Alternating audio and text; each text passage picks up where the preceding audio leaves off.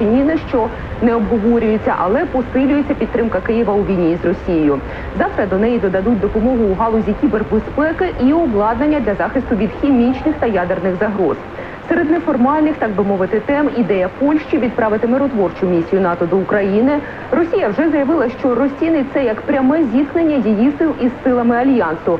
Невідомо, яку позицію займуть члени НАТО. Столтенберг сьогодні нагадав, що вони прагнуть не допустити поширення війни за межі України, але пригрозив Москві, якщо та зважиться використати хімічну зброю.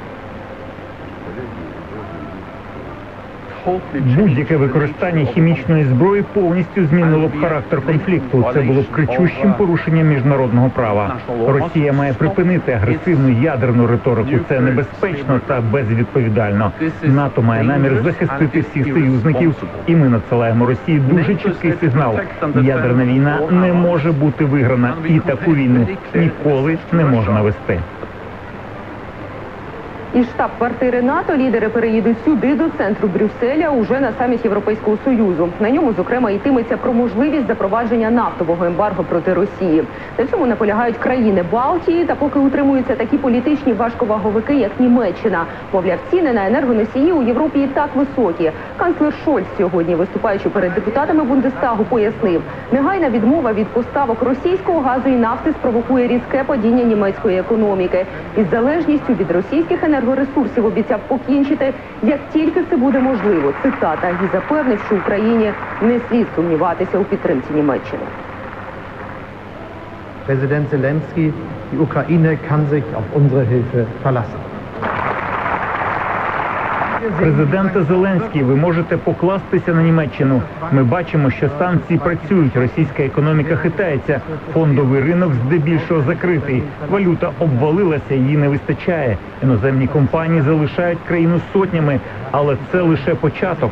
Багато з найтяжчих наслідків стануть очевидними. Увага, шановні слухачі Українського радіо. Краматорський район, повітряна тривога. Будь ласка, вирушайте до укриттів. Краматорський район, тривога. Також п'ятий уже за рахунком пакет санкцій проти Росії і погодять також створення трастового фонду солідарності з Україною. У нього, простими словами, зможуть вкладати кошти всі, хто хоче взяти участь у повоєнному відновленні країни. Запевняють, у санкціях та допомозі Україні Європа одностайна як ніколи. І Україна для Європи стала своєрідним символом боротьби за свободу. В Херсоні, в Бердянську, в Мелітополі вони махають синьо-жовтими прапорами в обличчя окупантам. І вони не зупиняються навіть після того, як російські солдати їх побили, а деяких з них розстріляли. Якщо свобода має назву, то її ім'я – Україна. А український прапор – це сьогодні прапор свободи. Сьогодні вночі буде місяць від дня російського вторгнення. З першого дня Європа була єдиною, і давайте так буде і надалі. Отримає Україна і підбадьорливий політичний сигнал, сказав прем'єр Італії. За його словами, європейські лідери підтвердять свою підтримку Києва на шляху до Євросоюзу. Святе. Дякую тобі. Кореспондентка Радіо Свобода Зоряна Степаненко на зв'язку про те, якої допомоги чекати від НАТО і ЄС надалі, зокрема після завтрашніх консультацій за участі президента України. І стало відомо, що пішла з життя Мадлен Олбрайт, колишня глава Державного департаменту Сполучених Штатів. Їй було 84 роки. Мадлен Олбрайт померла від онкології у колі близьких. Вона була центральною фігурою в адміністрації президента Білла Клінтона. Спочатку Олбрайт обіймала посаду посла Сполучених Штатів в ООН, а згодом стала головним дипломатом країни під час другого президентського терміну Білла Клінтона. Вона наполягала на розширенні НАТО на схід, наполягала на втручанні в балканську кризу, аби зупинити геноцид та етнічні чистки, виступала за скорочення ядерних арсеналів. Себе Олбрайт називала прагматичною ідеалісткою. А зараз ще одна щемлива історія війни. Його найбільша мрія – якнайшвидше побачити рідних. Щоб урятувати з Гостомеля 11-річного сина, мати попросила знайомих вивезти його з селища. Сама жінка втекти не змогла. Люди ж прямували за кордон і дитину без документів забрати туди не могли. Відтак мусили залишити з поліцейськими на Рівненщині. Де і з ким нині хлопчина, знає Анна Махно. Очень сильно ее и люблю, и чтобы она за меня не переживала. Ці важливі слова 11-річний Богдан із Гостомеля мріє сказати мамі Олені особисто, але поки не може, бо зв'язку з нею немає. Поставили света нету. А мамин телефон, тем более, уже русские военные сломали. Те, що довелося пережити Богдану... Миколаївська область. Шановні слухачі Українського радіо на Миколаївщині. Миколаївська область. Повітряна тривога. Вирушайте, будь ласка, до укриттів. Миколаївська область. Повітряна тривога. Хлопчину з пекла вивозили знайомі родини, яких його мати попросила врятувати сина. Привезли його до одного із відділень поліції у місто Рівне, адже вони виїжджали за кордон та не мали змоги забрати хлопчика з собою. В поліції знайшли родичів хлопця, але вони нині не можуть забрати Богдана. Тож правоохоронці та соцслужби зв'язалися з відомим у місті подружжям волонтерів. Я одразу зрозуміла, що треба вставати і їхати по нього. Косметолог Таліна і юрист Віталій стали тимчасовими опікунами Богдана. Вони вже купили йому взуття та одяг, а ще оформили до школи і підбирають хлопцю гуртки. Слухається, вчимо з ним українську мову. Читає кожного вечора. Дуже хороша дитина. А Богдан натомість заряджає подружжя позитивом. Виталик веселый.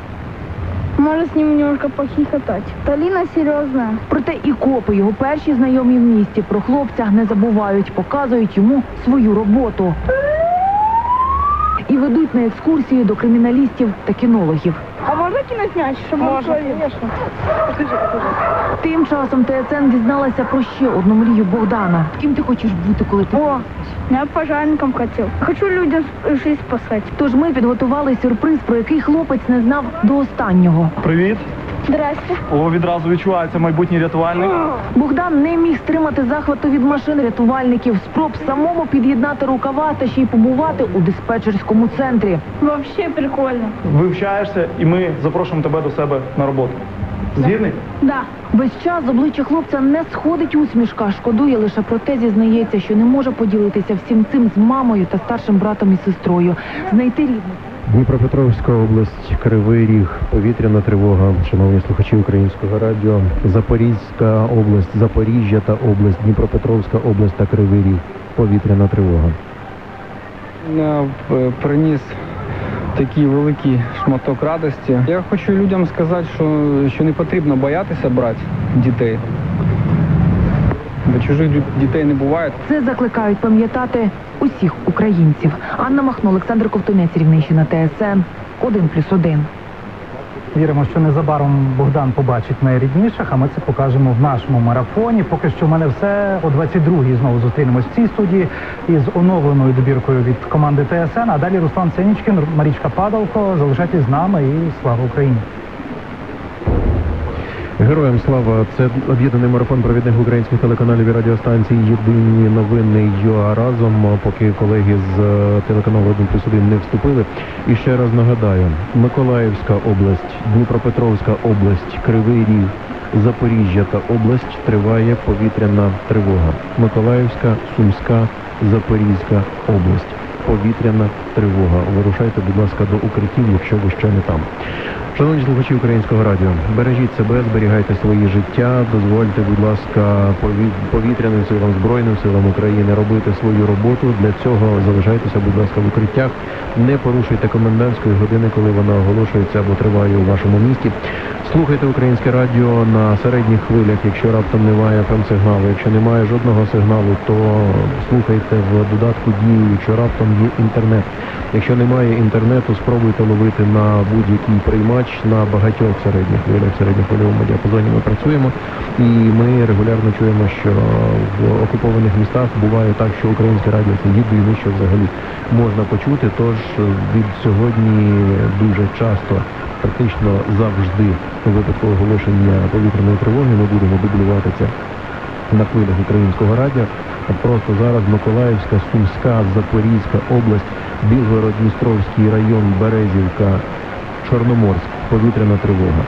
Миколаївська, Сумська, Запорізька область, Білгород-Дністровський, Березівка, Чорноморськ, Полтавська область, Сумська область, повітряна тривога.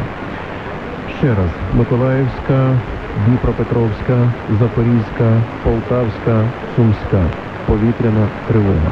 Ви слухаєте Українське радіо. Зранку, як ми гадаємо, Ірина Верещук, міністерка реінтеграції тимчасово окупованих територій, оголосить про робочі нові гуманітарні коридори. Ми негайно дамо цю інформацію в ефір, будемо дублювати впродовж дня.